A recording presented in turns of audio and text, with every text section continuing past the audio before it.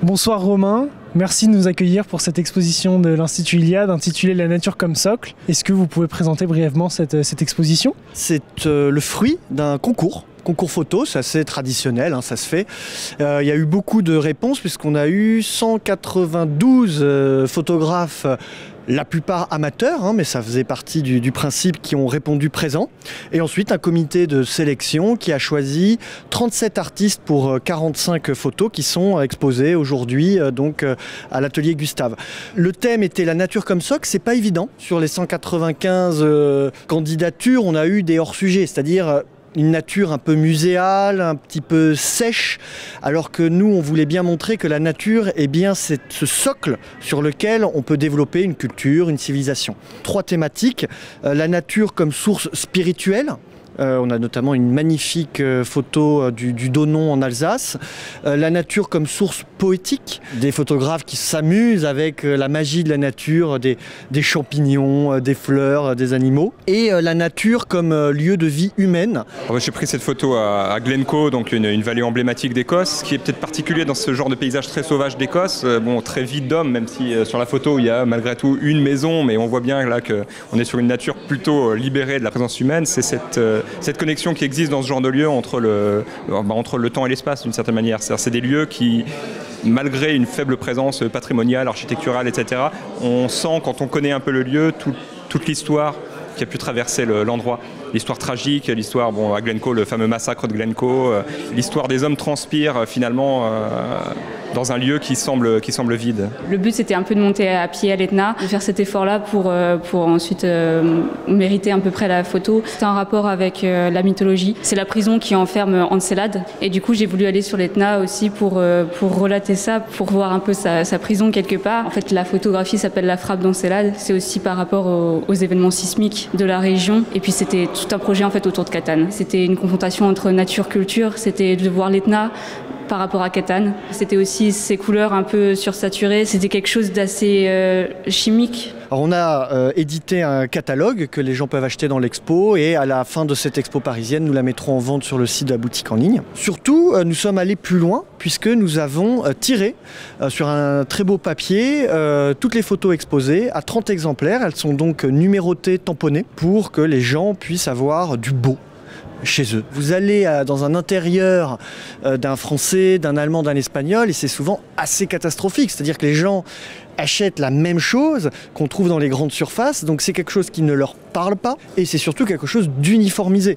Et donc ça, c'est un danger mortel. Nous sommes différents, nous avons des personnalités, les peuples ont des personnalités, des regards différents et la photo permet d'exprimer cela, de cultiver sa singularité, de cultiver son identité. Et donc c'est pour ça que ça trouve tout à fait sa place dans le cadre du travail de l'Iliade, qui œuvre depuis maintenant 8 ans à promouvoir et défendre notre identité. La nature comme socle, tel est l'intitulé de cette exposition de l'Institut Iliade. Qu'est-ce que ça vous inspire ? Est-ce que vous pensez qu'aujourd'hui il faille redéfinir une ou la nature ou la relation que nous entretenons avec cette dernière ? La nature d'où nous venons, qui nous sommes et où nous allons, c'est une thématique essentielle et je trouve que c'est une bonne chose aujourd'hui pour l'Institut Iliade de l'aborder, de le présenter et de faire participer des gens qui sont soit des participants actifs de l'Institut ou des gens extérieurs et se retrouver autour de cette thématique qui est la nature comme socle. Ça donne un sens profond à cette exposition, je trouve. Je crains que le débat ait été trop pollué depuis une 50aine d'années par les mouvements écologistes et que le rapport à la nature soit devenu une espèce de rapport à une nature rêvée, une nature un peu artificielle. Je serais sans doute plus proche du rapport à une nature ou à la nature des esprits. On trouve un échange avec les arbres, les rivières, les sources, mais c'est assez indicible comme sentiment. La nature comme socle, c'est véritablement l'homme naturel dans son environnement, mais un véritable environnement. L'Européen, il vit en co-appartenance avec la nature, donc il ne faut surtout pas opposer l'homme, l'Européen en tout cas, et la nature. Il faut au contraire avoir les pieds sur terre, savoir comment les fleurs poussent et s'intégrer dans un monde naturel qui peut être vaste, peut être la mer, ça peut être la montagne. C'est un peu la triade de Dominique Vénère,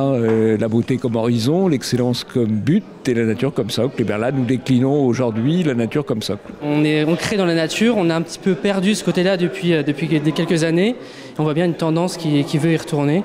Donc c'est vrai que c'est quelque chose de très important à montrer. Enfin, c'est assez inévitable en fait, on ne peut pas s'abstraire complètement de l'environnement dans lequel on vit et donc chacun le vit à sa manière, mais c'est précisément ça aussi la nature, c'est le fait qu'on va se connecter à un lieu particulier par rapport à notre histoire, par rapport à nos racines, différemment de quelqu'un d'autre qui va trouver le même ressourcement ailleurs à sa manière. Prendre justement la nature comme socle fait qu'elle doit être vivante. Ce qui est assez intéressant avec cette exposition de l'Institut Iliade, c'est que l'art normalement n'est pas fait pour être enfermé dans des musées.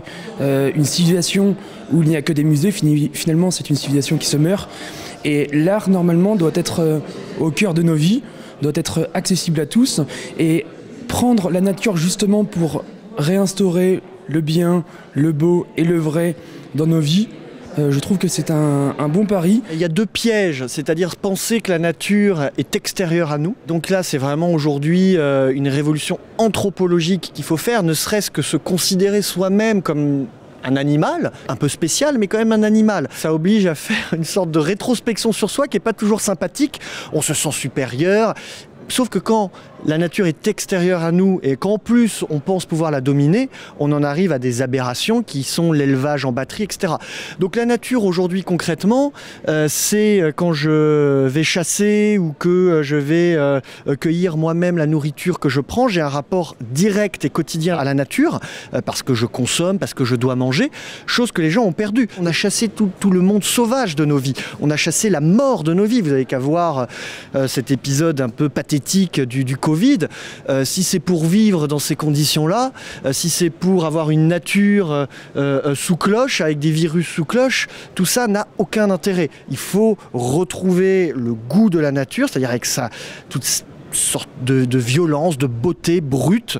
Il faut arrêter de l'imaginer comme quelque chose d'extérieur à nous, et ça change totalement la perspective. Pour retourner à la nature, il faut être naturel. Ne pas oublier que nous, en tant qu'êtres de culture, c'est parce que nous avons cultivé notre nature, nous avons cultivé notre socle naturel que nous avons pu développer des cultures spécifiques. Et d'ailleurs, c'est ce qui fait la diversité et la beauté du monde. Les natures sont différentes et les cultures sont différentes. Quelqu'un qui vit près d'une rivière n'aura pas la même mentalité que quelqu'un qui vit dans le désert. Il faut faire du localisme, il faut faire de l'identité, il faut regarder près de soi, se couper finalement de cette illusion, de cette utopie de croire qu'on va pouvoir appréhender la nature en faisant un voyage dans la jungle amazonienne. Non, on n'appréhendra rien du tout en 15 jours. Par contre, sentir la beauté du petit bois qui est derrière chez soi, c'est finalement beaucoup plus difficile et quand on y arrive, beaucoup plus beau. Parce qu'à ce moment-là, on se réapproprie la nature, parce qu'on se réapproprie nos racines. Et donc, ça change là aussi la perspective. Dans l'époque hyper mondialisée, on a quand même une destruction du cosmos et de la nature, etc. et des territoires, avec toujours plus de laideur, toujours plus de pollution. Je pense que c'est en effet essentiel de renouer avec ça. Dès que je peux, je vais à la campagne et je retrouve ce lien avec la nature qui est très important. Les urbains sont complètement déracinés. Il suffit de voir la manière dont la ville de Paris conçoit la nature pour comprendre que le lien est vraiment rompu. Le lien avec la nature, c'est quand même la randonnée en forêt, la marche, la montagne, la mer. C'est pas trois petites fleurs dans un bac à sable. Le modèle des supervilles, des métropoles, des mégalopoles n'est pas viable. Qu'il faut trouver, sans forcément renoncer à la ville évidemment, mais un modèle de ville qui soit plus en équilibre avec un monde rural alentour et puis un monde sauvage. C'est-à-dire qu'il n'y a pas qu'une opposition entre la ville et la campagne, il y a aussi la nature sauvage laissée à elle-même, dans laquelle l'homme vient vraiment en visiteur extérieur, sans la domestiquer, en venant simplement la contempler. Et ça, effectivement, c'est peut-être ce qui manque à un trop grand nombre de nos contemporains. Oui, sortir des villes au moins pour reprendre le contact avec la forêt. C'est le retour aux forêts un petit peu aussi.